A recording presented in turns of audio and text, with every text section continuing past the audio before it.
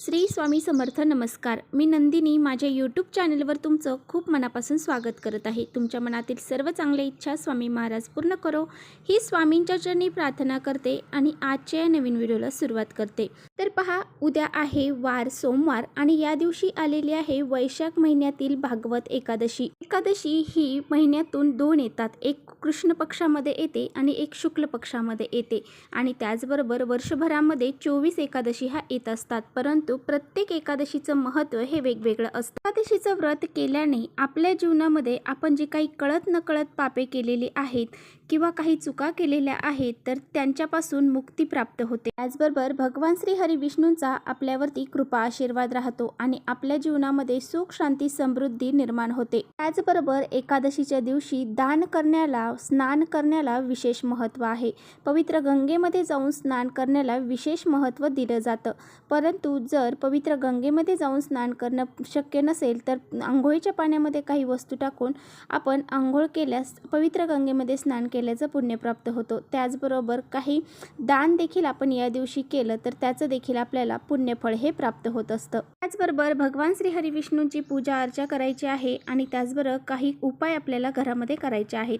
तर आजच्या व्हिडिओमध्ये मी तुम्हाला अतिशय प्रभावशाली उपाय सांगणार आहे. तर पहा, उद्या एकादशी आहे. उद्या संध्याकाळी आपल्याला अशा ठिकाणी एक दिवा लावायचा आहे. हा दिवा जर आपण लावला तर आपल्या कठीणातील कठीण इच्छा ह्या पूर्ण होतील, वाईट कर्म पापांचा नाश होईल, 7 पिढ्यांचं दारिद्र्य नष्ट होऊन जाईल. असा हा अत्यंत प्रभावशाली उपाय आपल्याला उद्या करायचा आहे. तो कसा करायचा आहे याबद्दलच आजच्या व्हिडिओमध्ये आपण जाणून घेणार आहोत. त्यामुळे व्हिडिओ कुठे स्किप न करता शेवटपर्यंत नक्की पहा. आपल्या चॅनलवर जर नवीन असाल तर चॅनलला सबस्क्राईब करा आणि असेच माहितीपूर्ण व्हिडिओ पाहण्यासाठी बेल आयकॉनला प्रेस करा, म्हणजे मी जेव्हा नवीन व्हिडिओ अपलोड करेन त्याचे नोटिफिकेशन सर्वात अगोदर तुम्हाला भेटेल आणि तुम्ही एकही व्हिडिओ मिस करणार नाही. त्याचबरोबर कमेंट्समध्ये ओम नमो भगवते वासुदेवाय नमः हे लिहायला अजिबात विसरू नका.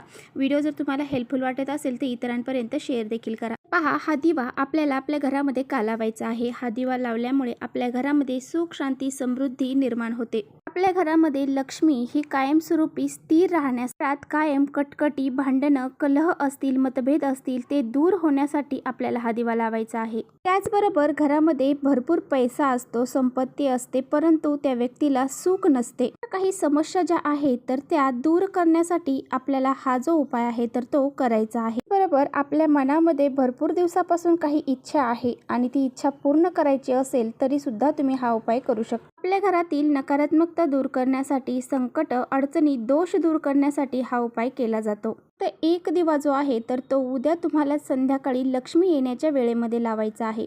लक्ष्मी येण्याची वेळ 6च्या नंतर 7:30 पर्यंत तुम्ही कधीही हा दिवा लावू शकता. दिवा हा तेजाचे, ज्ञानाचे आणि प्रकाशाचे प्रतीक मानले जाते. तर पहा, आपल्या ज्योतिषशास्त्रानुसार दिव्याला सकारात्मकतेचं प्रतीक आणि दारिद्र्य दूर करण्यासाठी अतिशय प्रभावशाली मानले जाते. पहा, या दिशेला जर आपण हा दिवा लावला आणि असा हा दिवा जर लावला तर आपल्या घरामध्ये माता लक्ष्मी ही कुठेही जाणार नाही.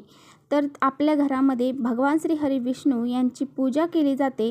ज्या घरामध्ये भगवान श्री हरी विष्णूंची पूजा केली जाते त्या घरातून माता लक्ष्मी हे कुठेही जात नाही. तर पहा, तुम्हाला हा उपाय करण्यासाठी एक दिवा घ्यायचा आहे. दिवा घेताना तुम्ही कणकेचा घेऊ शकता, मातीचा घेऊ शकता, पितळेचा घेऊ शकता, कोणत्याही धातूचा घेतला तरी चालेल. तर तुम्ही कणकेचा दिवा लावला तर सोने आणि चांदीपेक्षाही जास्त महत्त्व कणकेच्या दिव्याला मानलं जातं. पहा, हा दिवा आपल्याला घ्यायचा आहे. तुम्ही कणकेचा घ्या, कोणत्याही प्रकारचा दिवा घेतला तरी चालेल.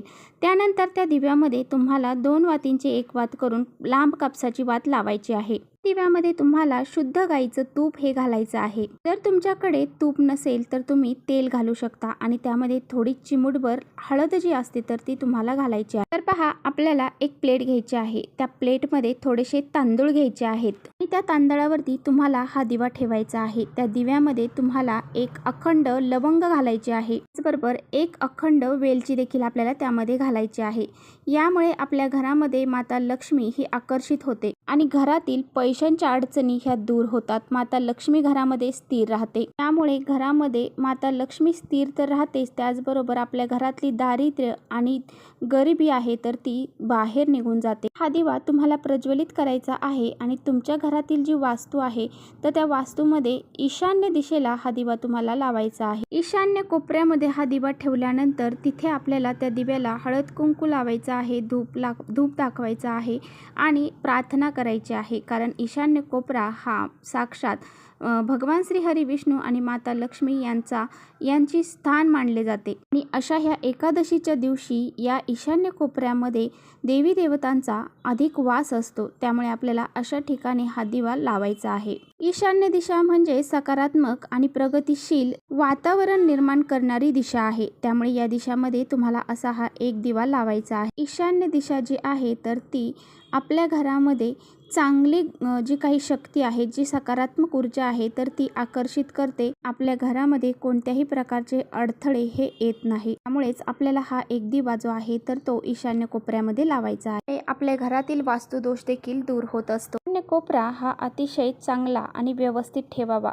त्या ठिकाणी कोणत्याही प्रकारच्या तुटले फुटलेल्या वस्तू ठेवू नये. तो कोपरा आपल्या घरामध्ये सकारात्मक ऊर्जा निर्माण करणारा कोपरा असतो. त्यामुळे आपल्याला त्या ठिकाणी चांगल्या वस्तू ह्या ठेवायच्या आहेत. हा दिवा लावल्यानंतर तिथे हळदी कुंकू लावून तुम्हाला प्रार्थना करायची आहे. तुमच्या घरामध्ये सुख शांती समृद्धी निर्माण व्हावी, तुमच्या इच्छा ज्या आहेत तर त्या तुम्हाला प्रकट करायच्या आहेत आणि असा हा दिवा तिथे आपल्याला प्रज्वलित करून ठेवायचा. घरातील दुःख, दारिद्र्य, संकट, अडचणी दूर होण्यासाठी तुम्हाला प्रार्थना करायची आहे.